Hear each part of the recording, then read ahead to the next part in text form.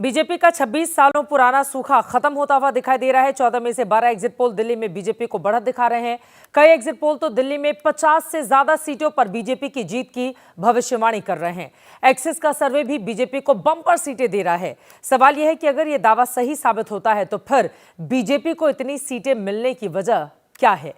Axis का exit poll यह बताता है कि दिल्ली में दलित वोट आपसे टूट गया है। ओबीसी और सवर्णों का वोट बम्पर तरीके से भारतीय जनता पार्टी के खाते में गया है। दलितों का वोट बीजेपी के खाते में 12% बढ़ा है। इसमें वाल्मीकि समुदाय का 12 और जाटों में 3% की बढ़ोतरी पिछले चुनाव के मुकाबले इस बार हुई है। उसी तरह से ओबीसी वोट 20% बढ़कर 58% मिलने का अनुमान जताया गया है। जाट समुदाय का 11% भरोसा अप हुआ है, जो 63% तक जा पहुंचा है। एक्सिस के मुताबिक 3% मुस्लिम वोट भी प्लस है। जनरल वोट 36% से बढ़कर 68% हो गया है। ब्राह्मणों का वोट 15% बढ़कर 66 तक जा पहुंचा है।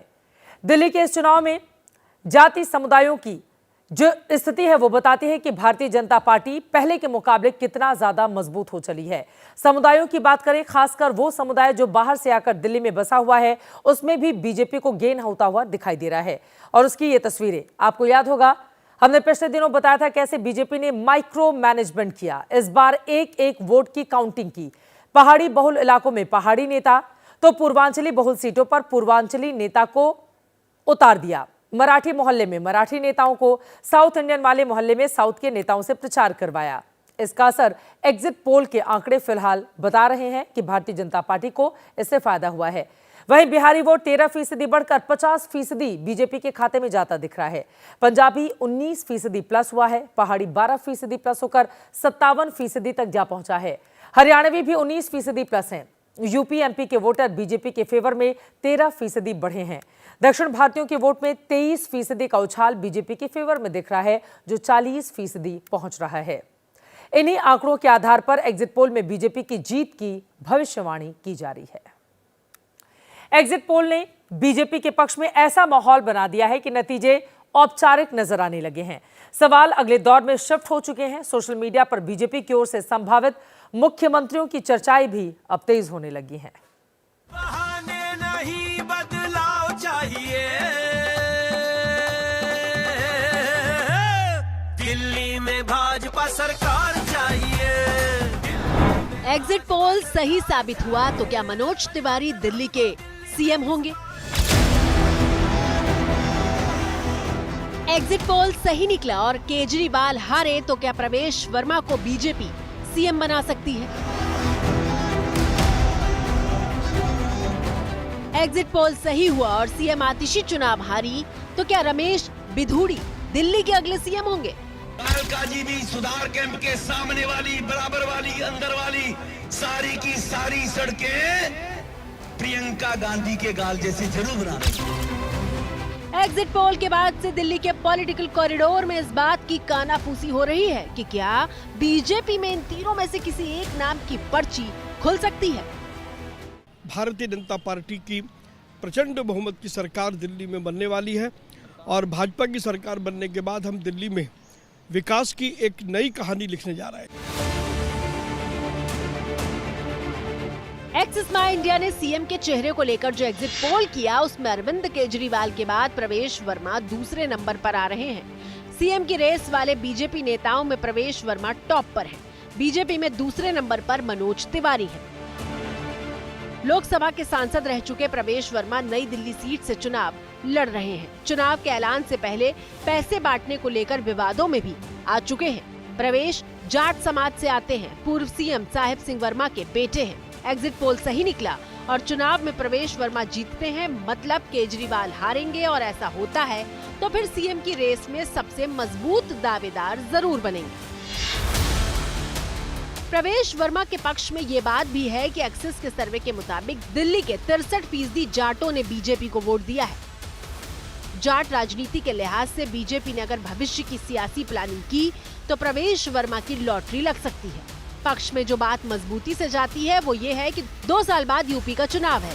युवा है, मतलब बीजेपी को 2-3 दशक के लिए नया नेतृत्व मिल जाएगा। बहाने नहीं, बदलाव चाहिए। दिल्ली में भाजपा सरकार चाहिए। सीएम की रेस में दूसरा चर्चित नाम मनोज तिवारी का है, जो कि अभी सांसद है। 2024 में बीजेपी ने दिल्ली के 6 सांसदों का टिकट काटा। सिर्फ मनोज तिवारी इकलौते रहे जिन्हें टिकट मिला और जीतकर वो तीसरी बार सांसद बने। मनोज तिवारी के पक्ष में जो नेगेटिव पॉइंट है वो है उनका सांसद होना।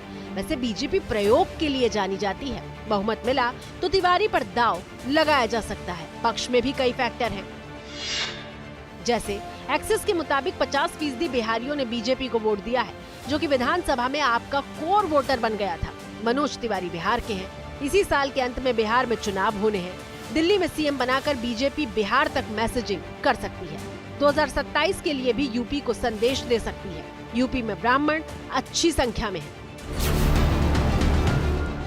इन दोनों के अलावा रमेश बिधूड़ी भी जीतने और पार्टी को बहुमत मिलने पर रेस में होंगे। पुराने नेता हैं और दिल्ली की नब्ज को समझते हैं। बीजेपी चुनाव जीतने पर दुष्यंत गौतम पर भी दांव लगा सकती है। उनके नाम की चर्चा है क्योंकि एक तो वो दलित बिरादरी से आते हैं और दूसरे पार्टी के रणनीतिकार भी हैं। दलित चेहरे पर दांव लगाकर बीजेपी राष्ट्रीय संदेश देना चाहेगी। भारतीय जनता पार्टी की सरकार बनेगी, पूर्ण बहुमत की सरकार बनेगी। उस सरकार में दुष्यंत कुमार गौतम विधायक के रूप में उपस्थित होंगे। ये जनता का मन बन गया है। क्या मंत्री होंगे मुख्यमंत्री आप? ये पार्टी निर्णय करती है। मैं पार्टी का सिपाही हूँ।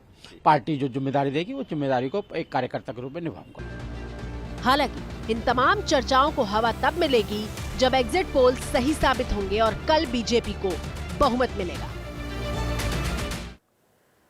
अगर एग्जिट पोल सही साबित होता है तो फिर बीजेपी के लिए दिल्ली का जो सालों का सूखा है वो खत्म हो जाएगा। दिल्ली में बीजेपी जीतती है तो फिर ये जीत बड़ी क्यों होगी, उसे समझने के लिए भारत के सियासी नक्शे को समझाना बेहद जरूरी है। 10 साल से ज्यादा वक्त हो चला है। देश में मोदी की सरकार है। इन 10 सालों में दिल्ली में विधानसभा के 2 चुनाव हुए, लेकिन दोनों में बीजेपी हारी। अब तीसरा चुनाव हुआ है। मोदी भी तीसरी बार सत्ता में आ चुके हैं। इन 10 सालों में उत्तर भारत, खासकर हिंदी भाषी कोई भी ऐसा राज्य नहीं रहा है जहां पर भारतीय जनता पार्टी सत्ता में नहीं रही हो। जम्मू कश्मीर से शुरू करें तो वहां मोदी युग में ही पीडीपी के साथ बीजेपी सत्ता में आई। हिमाचल में बीजेपी सरकार पहले भी बनाती रही है। मोदी राज में भी सरकार बनी। पंजाब में जब अकाली से गठबंधन था तब बीजेपी वहां सत्ता में साझेदार थी। हरियाणा में लगातार 3 बार सरकार बना चुकी है। उत्तराखंड में भी सरकार रिपीट हो चुकी है। यूपी में भी 2 बार से बीजेपी सत्ता में है। बिहार में जेडीयू के साथ साझा सरकार है। झारखंड में सरकार बना चुकी है।